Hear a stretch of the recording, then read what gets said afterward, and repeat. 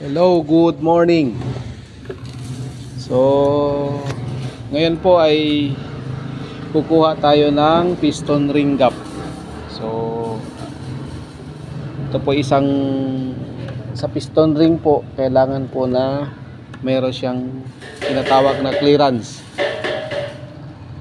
So, kung paano tayo kukuha ng clearance?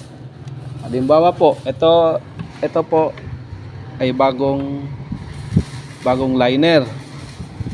So nung galing sa tindahan to, finish kasi to. Tama na yung pinaka clearance niya. Clearance ng piston ring ganito. Ito. Tama na po yan siya. Pero nung naipasok na tong cylinder liner dito, so medyo masikip kasi to, medyo matigas. So na-compress po yung cylinder liner. So ang ginawa sa machine shop, na-honing nila. So normal talaga yan, mag-i-honing kasi bagong salpak nga dahil na-compress yung liner. Ngayon po kukuha tayo ng clearance kung tama pa ba. So sa pagkuha ng clearance, may mga measurement kasi yan eh. Diba? May mga ano yan, ang tamang measure. Yan, gaya niyan. So na-measure ko na yan. So ipasok nyo yung pinaka piston ring bago itong pinaka piston, bago na to. So ipasok nyo to ganito po. So napakasimple lang to, pero napakahalaga to dahil kailangan kasi ng tamang clearance nya. Gaya nya, nakapasok na po. So ang kukunin natin yung pinaka piston ring gap nya, yung ring gap. So ito, kung makikita nyo, 0.30 mm.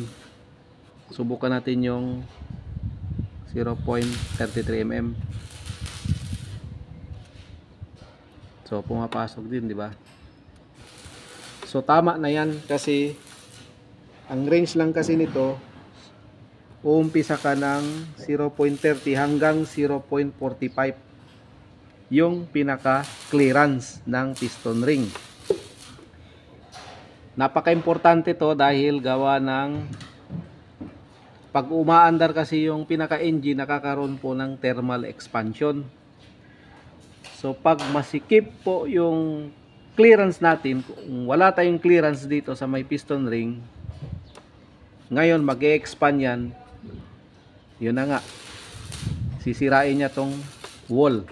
So masisira yung liner or piston ring. So napakahalaga yung pinaka clearance. Ito na po. So ito, na kikil ko na to, kumbaga tinabas ko na to gamit nitong file. So naitabas ko na to. So meron dito na hindi ko pa naitabas. Ito yung second compression ring. So, tingnan nyo po pasok natin to. So dito lang muna hanggang dyan. So may clearance siya, pero itong pinaka pinaka filler gauge nya sa 0.30 mm, pumapasok siya pero masikip. So kulang lang siya ng konting-konti. So ito 0.33, ayaw na pumasok ibig sabihin masikip pa siya. So ibabaon pa natin ng konti.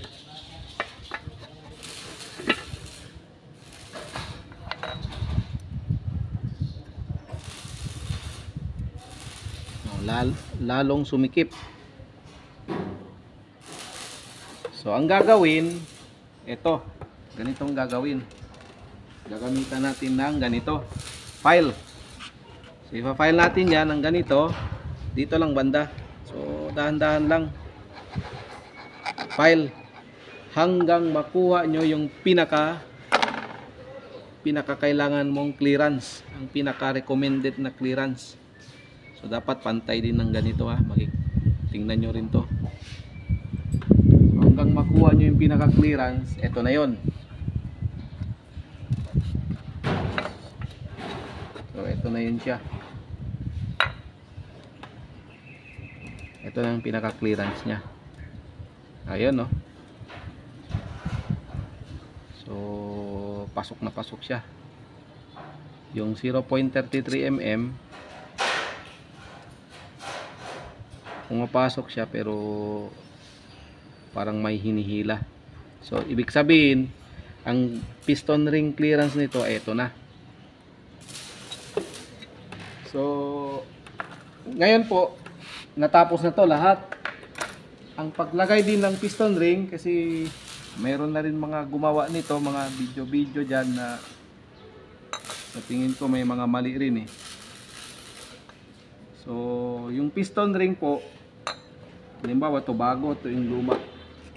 Kasi meron din nakita ko na yung mga gap nila, halimbawa ito, yung number 1 daw dito sa may gitna, tapos yung pangalawa dito, tapos yung piston ring daw sa kabila, kumbaga baliktaran sila yung pinaka alignment ng ano, piston ring. Parang ganito yung. So sa akin lang po, sa ano ko, sa tagal ko sa pag-ayos ng mga diesel engine, so may nakikita ko parang may mali eh. Ang paglagay po ng piston ring, sample ito no, kung saan nakatutok ko, sample number 1, ito ganito number 1. So kailangan po ay naka-X yan eh. Lagi ko to ginagawa. Example, itong oil ring dito, naka-X yan.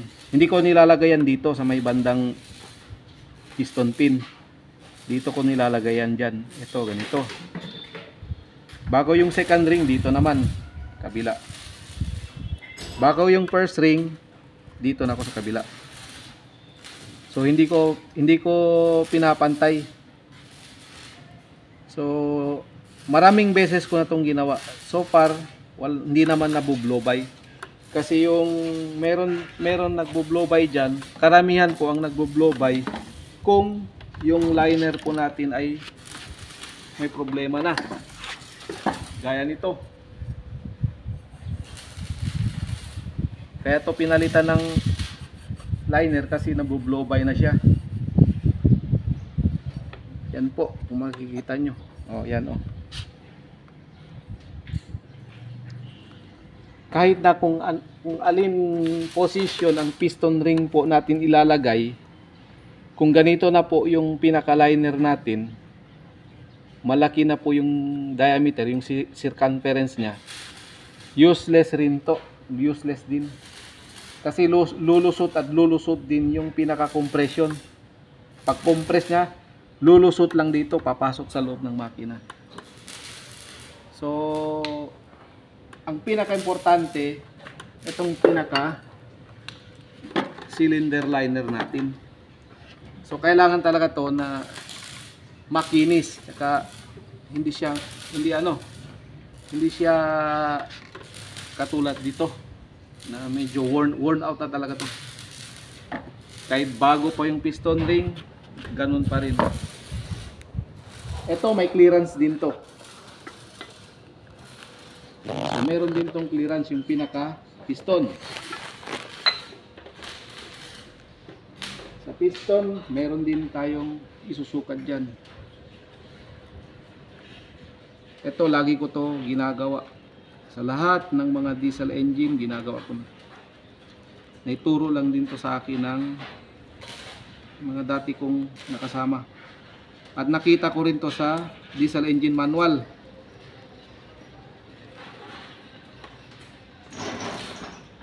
Ito po yung pinaka-clearance niya, 0.05 mm. So ipasok nyo to dito, sample ganito. Bago ipasok nyo itong piston, itong liner. At tawag nito, yung filler gauge. Yan po. Yan po. Patun, masugod.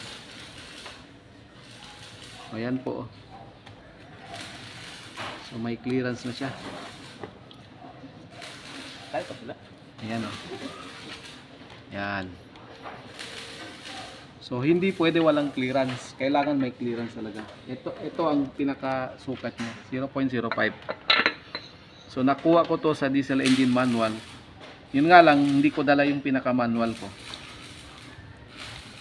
Yan. O, ibig sabihin, yung pinaka piston natin ay may clearance na po.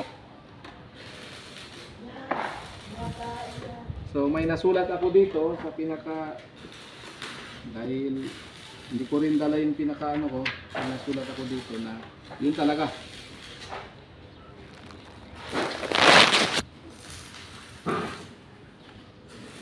Ayan po, piston ring side clearance 0.9. ayan, 0. Lagi ko ginagawa to 0.05, pero nakalagay siya dito ano na 0.06. ito yung pinaka piston ring end gap nya. So sinulat ko lang to galing sa diesel engine manual ko. So yung pinaka position din ng piston ring meron din dito. So pasensya na po kayo dahil sinulat ko lang to, pero ito talaga yung ginagawa ko. So maraming salamat po at sana ay makatulong po sa inyo sa ating hanap buhay, sa lahat-lahat po. So makatulong po tayo sa mga iba rin yung nag-uumpisa. At ano pa ba? Yun lang po. Maraming salamat po at God bless po sa work natin. Salamat po.